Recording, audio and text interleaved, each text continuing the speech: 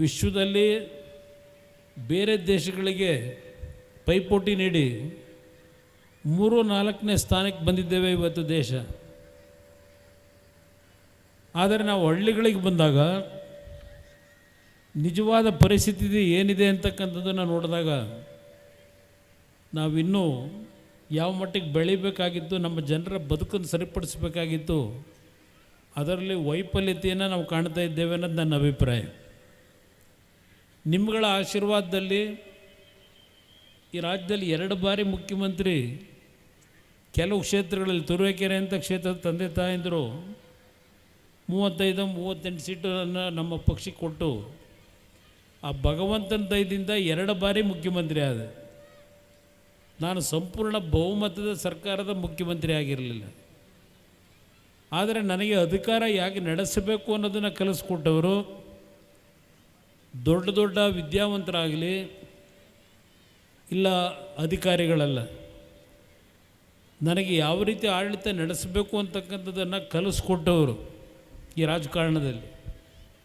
ನಿಮ್ಮಂಥ ಲಕ್ಷಾಂತರ ತಾಯಂದ್ರೇನಿದ್ದೀರಿ, ಹಿರಿಯರೇನಿದ್ದೀರಿ, ನಿಮ್ಮ ಕಷ್ಟಗಳನ್ನು ನಾನು ಹಳ್ಳಿಗಳಲ್ಲಿ ಏನು ನೋಡಿದ್ದೇನೆ, ನೀವು ನನಗೆ ಯಾವ ರೀತಿ ಅಧಿಕಾರ ನಡೆಸಬೇಕು ಅನ್ನೋದು ಕಲಿಸ್ಕೊಟ್ಟಿದ್ದೀರಿ.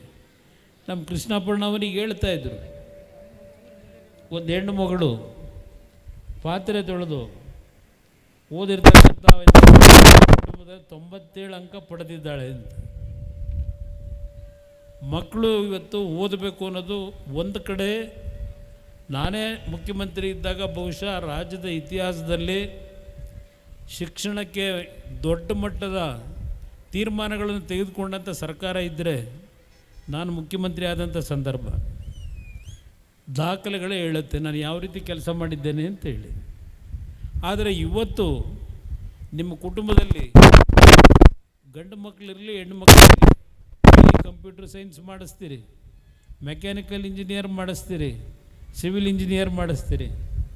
ಆದರೆ ಅವರು ಓದೋದ ಮೇಲೆ ಕೆಲಸಕ್ಕೋಸ್ಕರ ಅಲದಾಡ್ತಾ ಇರ್ತಕ್ಕಂಥದ್ದನ್ನು ನಾನೇನು ವೈಯಕ್ತಿಕವಾಗಿ ನೋಡ್ತಾ ಇದ್ದೀನಿ. ಓದಿಸ್ಬೇಕಾದ್ರೆ ಕಂಪ್ಯೂಟರ್ ಸೈನ್ಸ್ಗೆ ನಿಮ್ಮ ಮಕ್ಕಳನ್ನ ಓದಿಸ್ತೀವಿ ಅಂದರೆ ಕನಿಷ್ಠ 60-70 ಲಕ್ಷ ರೂಪಾಯಿಗಳು ಖರ್ಚು ಮಾಡಬೇಕು.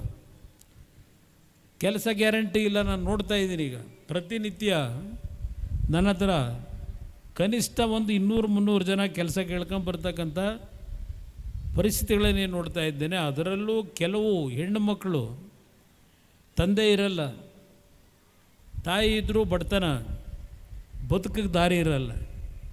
ಇದು ಈ ದೇಶ ನಾವು ಕಾಣ್ತಾ ಇದ್ದೇವೆ. ನನಗಿವತ್ತು ನಿಮ್ಮಗಳ ಆಶೀರ್ವಾದದಲ್ಲಿ ನಮ್ಮ ಪಕ್ಷದ ಶಕ್ತಿ ಕುಂದೋಯ್ತು, ಇನ್ನು ಜನತಾದಳ ಇಲ್ಲ ಅಂತಕ್ಕಂಥದ್ದು ವಾತಾವರಣ ಈ ರಾಜ್ಯದಲ್ಲಿ ಸೃಷ್ಟಿ ಮಾಡಿದರು.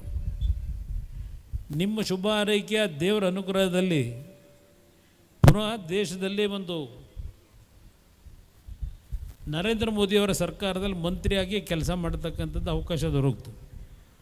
ಈ ಕಳೆದ 2 ವರ್ಷದಲ್ಲಿ ಕೇಂದ್ರ ಸರ್ಕಾರದ ಮಂತ್ರಿಯಾಗಿ ದೇಶದ ನಾನಾ ಮೂಲೆಯಲ್ಲಿ ಏನು ನಮ್ಮ ಇಲಾಖೆಯ ಕೆಲವು ಕಾರ್ಯಕ್ರಮಗಳು ಹೋಗಿದ್ದೇನೆ, ಕೆಲವು ಯೋಜನೆಗಳನ್ನು ಅನುಷ್ಠಾನಕ್ಕೆ ತರಲಿಕ್ಕೆ ಹೋಗಿದ್ದೇನೆ.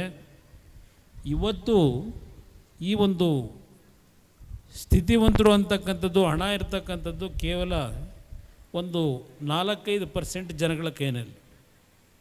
ಇನ್ನುಳಿದ 70-80% ಜನ ಈ ದೇಶದಲ್ಲಿ ಈಗಲೂ ಪ್ರತಿನಿತ್ಯದ ಬದುಕಿನ ಜೊತೆ ನಿಮ್ಮ ಹೋರಾಟ ಏನು ಮಾಡ್ತಾ ಇದ್ದೀರಿ. ಅದರಲ್ಲೂ ವಿಶೇಷವಾಗಿ ನನ್ನ ರೈತ ಬಂಧುಗಳು ಸದ್ಯ ತಾಯಿಯ ಆಶೀರ್ವಾದದಲ್ಲಿ ಇವತ್ತು ನೀವೇನು ಕೊಬ್ಬರಿ ಬೆಳೀತೀರಿ, ತೆಂಗಿನ ಗಿಡ ಹಾಕಿದ್ದೀರಿ, ಬೇಡ್ಕೊತಾ ಇದ್ದೀರಿ, 1,000 ರೂಪಾಯಿ ಜಾಸ್ತಿ ಮಾಡಿಸಿ, 1,500 ರೂಪಾಯಿ ಜಾಸ್ತಿ ಮಾಡಿಸಿ ಅಂತ ಹೇಳಿ.